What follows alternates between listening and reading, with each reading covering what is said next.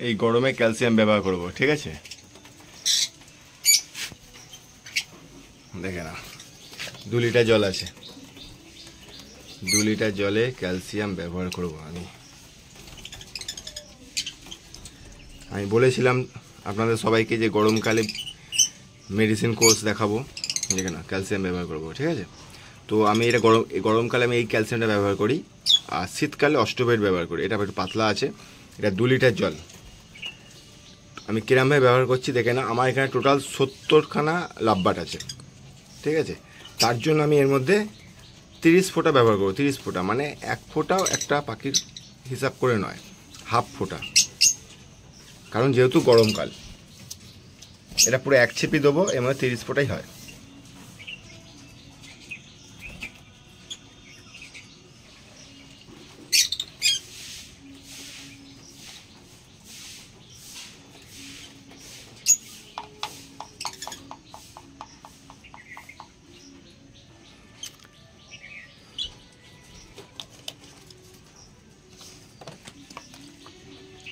ভালোভাবে এটা গুলে নিতে হবে।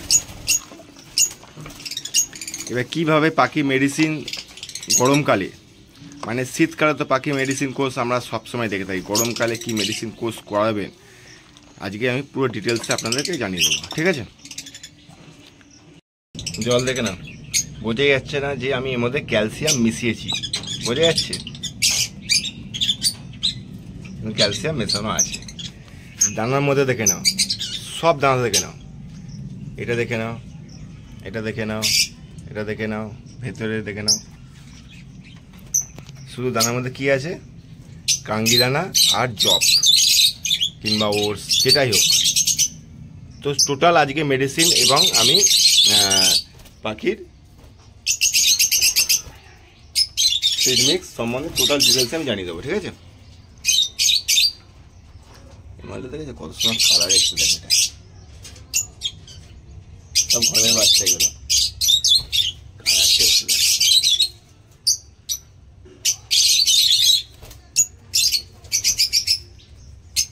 এই দুটো পেয়ার করেছি,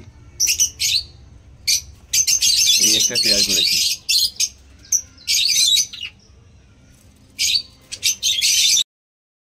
নমস্কার বন্ধুরা, আমি সোমনাথ, আপনারা দেখছেন বার্ডস লাভার সোমনাথ ইউটিউব চ্যানেল। আপনাদের সবাইকে শুভেচ্ছা জানাই। আপনারা খুব ভালো সুস্থ আছে, আপনাদের পাখিগুলো খুব ভালো আছে।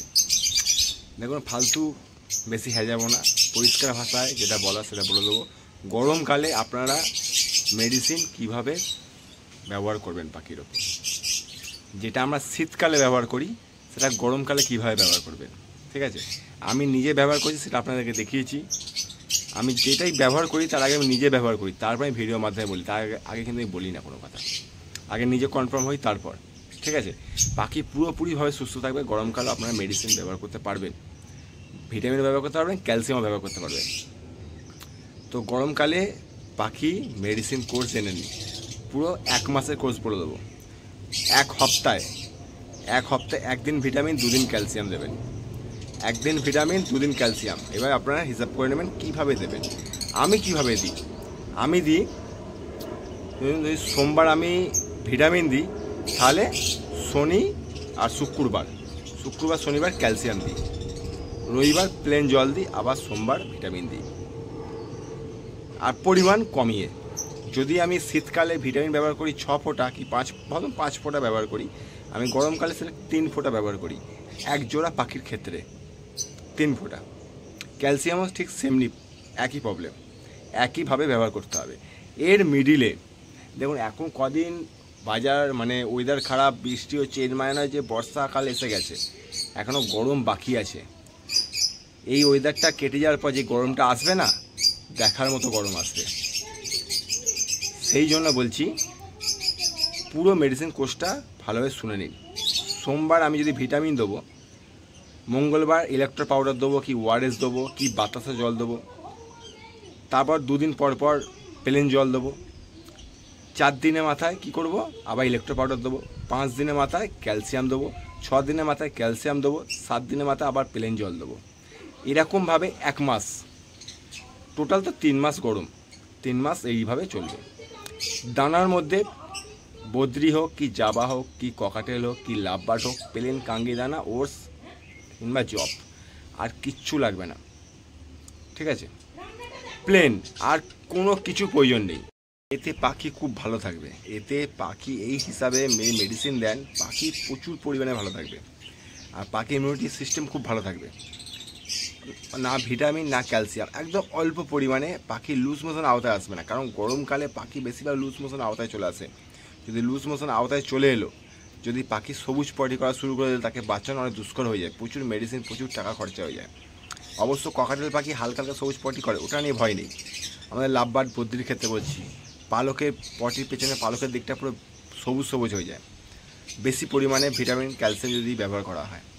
সেই জন্য এই রকম সিস্টেমে ভিটামিন ক্যালসিয়াম ব্যবহার করতে হবে, পাখি কোনো রকম প্রবলেম হবে না, তার গ্যারেন্টি আমি দেবো।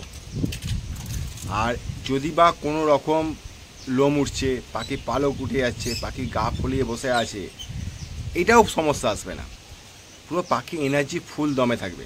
কারণ গরমকালে পাখি এমনি দুর্বল হয়ে যায়, হাঁপায় প্রচুর পরিমাণে, তার শরীরে ইমিউনিটি সিস্টেম প্রচুর উইক হয়ে যায়, তাকে একটু ভিটামিন ক্যালসিয়াম, ইলেকট্রো পাউডার, বাতাসা জল এগুলো দেওয়া উচিত। তো এইভাবে মেডিসিন কোর্স কমপ্লিট করবেন, শুধু ভিটামিন আর ক্যালসিয়াম, আদার্স কোনো রকম মেডিসিন আর ব্যবহার করবেন না। আর আরেকটা কথা বলছি, এই এখন ওয়েদার প্রচুর খারাপ, কদিন এখন ঝড় বৃষ্টির মধ্যে যাবে, কিছু কিছু পাখি, কিছু কিছু ভাইয়ের পাখি পালক ফুলিয়ে থাকছে, গা ফুলিয়ে থাকছে, একটা ঠ্যাং তুলে ঝিমোচ্ছে, চোখ বন্ধ করে রেখেছে, এটা দেখবেন যদি রৌদ্র ওটার মাথায় ঠিক হয়ে যেতে ভালো, নাহলে মেডিকুইন ব্যবহার করবেন, ঠিক আছে। এটা শুধু আই প্রবলেম নয়, এটা ঠান্ডা লাগার প্রবলেম। মেডিকুইন হাতের সামনে রাখবেন, আর যেখানে মেডিকুইন পাবেন না সেই জায়গায় মক্স 500 রাখবেন। মক্স 500 ক্যাপসুল পাওয়া যায়, একটা ক্যাপসুল 2 দিন চালানো যায় খুলে, ঠিক আছে। তো আজকের ভিডিওটা এইটুকুনি, ভালো লাগলে অবশ্যই লাইক কমেন্ট শেয়ার সাবস্ক্রাইব করতে ভুলবেন না। চলো আবার দেখাবেন নেক্সট ভিডিও নেক্সট টপিকের ওপর। গুড বাই, জয় হিন্দ, সবাই ভালো সুস্থ থাকবে।